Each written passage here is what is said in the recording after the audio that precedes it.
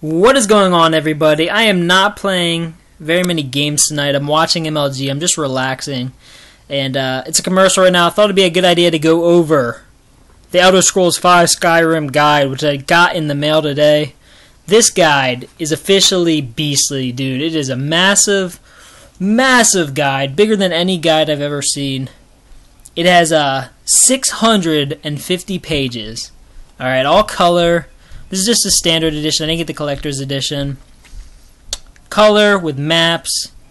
Detailed, really detailed in all these missions and side missions. Is really nice. Definitely worth it. It has some cool pictures and art and stuff like that too. Definitely worth it if you're really into Skyrim and want to do as much as you can. Which I'm going to start playing Skyrim again soon. I got sidetracked with that Jurassic Park game. Saints Row 3 and Assassin's Creed I got in the mail today too. So I'm going to play a little bit of those. I don't know if I'm going to do an entire playthrough of them both. I would like to.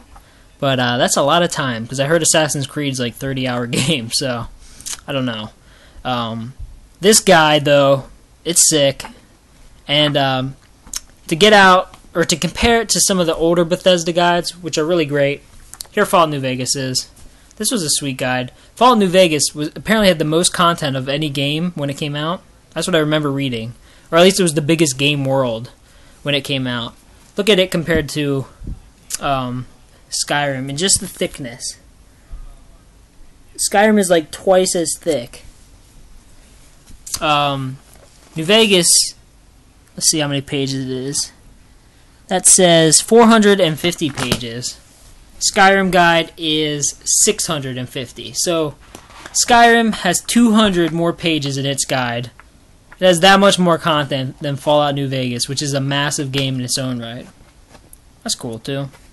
And here I have the Oblivion Game of the Year edition, which the Game of the Year edition guide comes with information on Knights of the Nine and Shivering Isles, which Shivering Isles was like a giant expansion pack. It was like a 25-hour long expansion pack.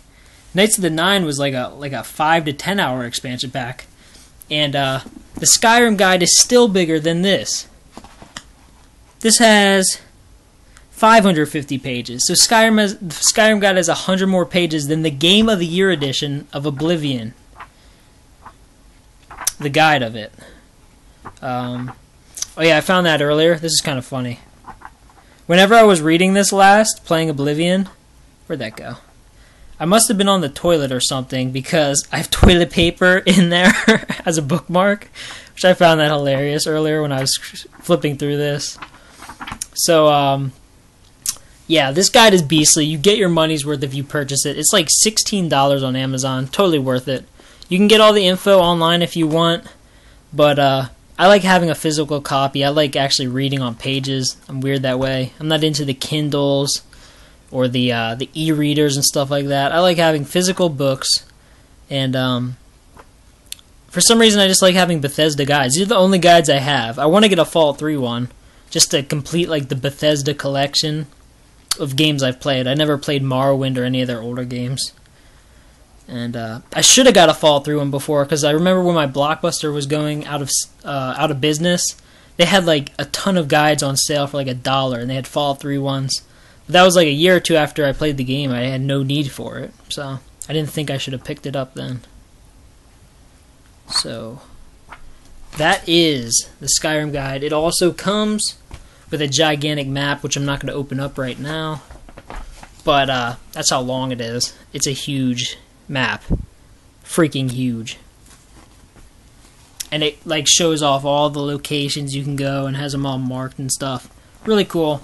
I never really even open these because they're so big and they're kind of like, you know, creased because they've been folded so many times, so you don't want to hang it up on the wall. Also, it's not really like a good art thing to hang up on the wall.